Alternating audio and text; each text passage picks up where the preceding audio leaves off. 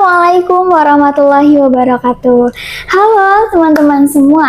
Nah, kembali lagi nih bersama aku Siti Lastu pada Learning Journal yang ke-14. Dan Learning Journal kali ini mungkin terakhir kalinya di mata kuliah Public Speaking ya di semester ini.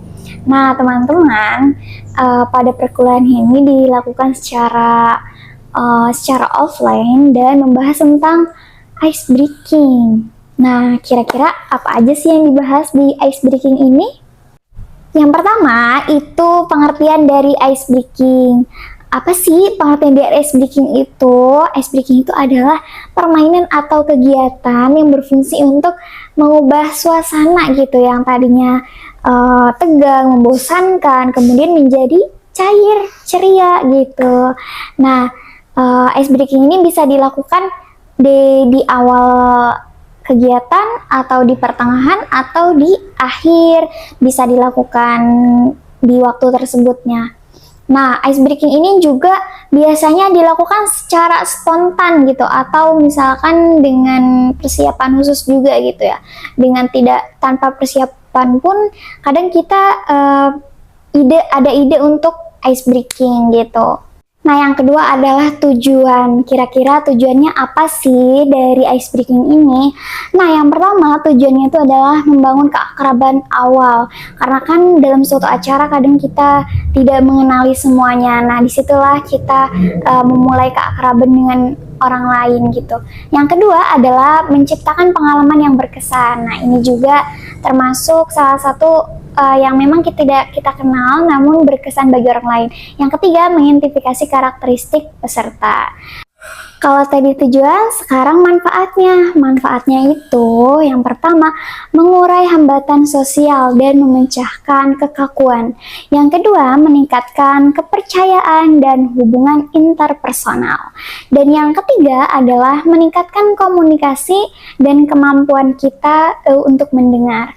Yang ketiga, mereduksi kecemasan dan meningkatkan mood.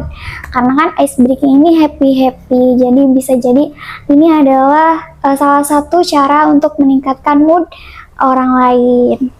Sekarang macam-macam kategori ice breaking. Yang pertama jenis yel-yel, yang kedua jenis tepuk tangan, yang ketiga jenis menyanyi, yang keempat jenis gerak anggota badan, yang kelima jenis gerak dan lagu. Kalau yel-yel itu tahu sendiri ya, yel-yel banyak gitu ya. Dan yang kedua itu ada apa tadi, tepuk tangan. Tepuk tangan misalkan kayak tepuk 1, tepuk 2, atau juga ada juga yang kayak gini, ada nyamuknya banyak kan gitu, banyak ya jenis-jenis. Terus juga ada jenis menyanyi juga nih termasuk ice breaking, misalkan kayak lagu yang lagi tren, lagu yang emang lagi disukai banyak orang gitu. Kemudian juga ada gerak badan ya tadi. Gerak badan itu kayak misalkan kita pijit-pijit sama temen samping, itu juga sama ya ice breaking. Nah, juga ada juga lagu dan gerak ya kan, bisa tuh biasanya ada tuh ya lagu-lagu yang disertai dengan gerakan. Nah, itu juga dapat membangkitkan suasana dalam acara. Sekarang hambatannya, pasti ada aja ya hambatannya dalam suatu acara, misalnya di ice breaking gitu ya. Nah, yang pertama itu hambatannya adalah kurangnya pemahaman dan keterampilan fasilitator gitu. Bisa jadi orang lain tidak mengerti apa yang kita sampaikan, itu juga sama aja adalah hambatan. Yang kedua itu tidak sesuai dengan karakteristik dan kebutuhan peserta. Masa iya kita memberikan ice breaking kepada orang dewasa tapi yang kita kasih adalah untuk anak-anak itu. Yang ketiga adalah pemilihan waktu dan durasi yang tidak tepat. Jadi kita juga harus pintar-pintar dalam mengambil waktu gitu, atau durasinya gitu harus tepat, jangan sampai memotong acara yang ditentukan gitu. Yang keempat adalah keterbatasan fasilitas dan sarana. Ya, tahu lah ya. Yang kelima adalah rendahnya partisipasi karena sikap pasif peserta. Ada nih teman-teman tips memilih ice breaking yang tepat. Nih, yang pertama itu adalah kita kenali tujuan kegiatannya seperti apa. Yang kedua, perhatikan usia dan latar belakang peserta gitu.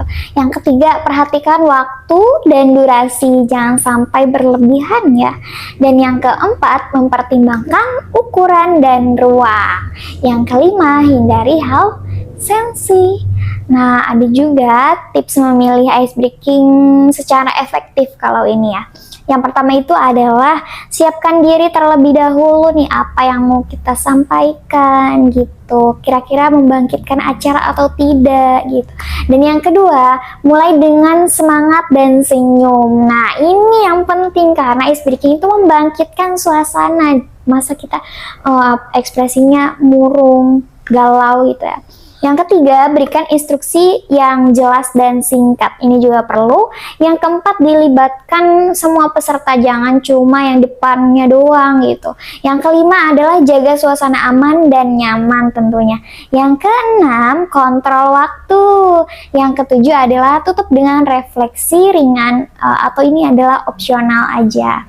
Nah, teman-teman, itu materi presentatornya tentang ice breaking. Nah, kesimpulannya adalah ice breaking ini membantu membuka suasana agar audiens ini lebih nyaman.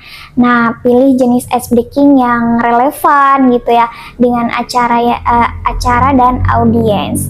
Nah, praktek dan kreativitas ini adalah kunci dari ice breaking. Nah, itu saja materi presentator dari hari ini. Nah, sekarang adalah penyampaian public speaking oleh 3 teman saya. Nah, ini juga mereka maju terakhir ya. Nah, yang pertama ada Nabila Fauzia. Dia ini menceritakan tentang awal mula dia masuk UIN dan juga menceritakan perjalanannya bisa sampai titik ini, sampai kuliah di UIN. Dan dia tuh butuh perjuangan untuk bisa kuliah di UIN ini.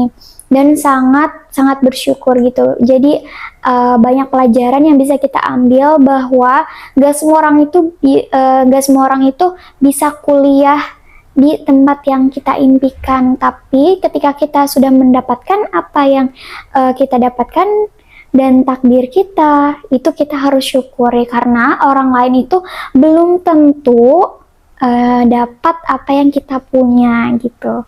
Yang kedua adalah Patan. Nah, Patan ini menyampaikan tentang ilmu dan pengetahuan. Nah, yang ketiga adalah Anissa Fitria. Dia ini menyampaikan storytelling juga, menceritakan pengalamannya juga bahwa dia itu mempunyai impian, sekolah impian gitu. Namun rencana Allah lebih baik ternyata. Jadi dia tidak tercapai apa yang dia impikan di sekolah tersebut.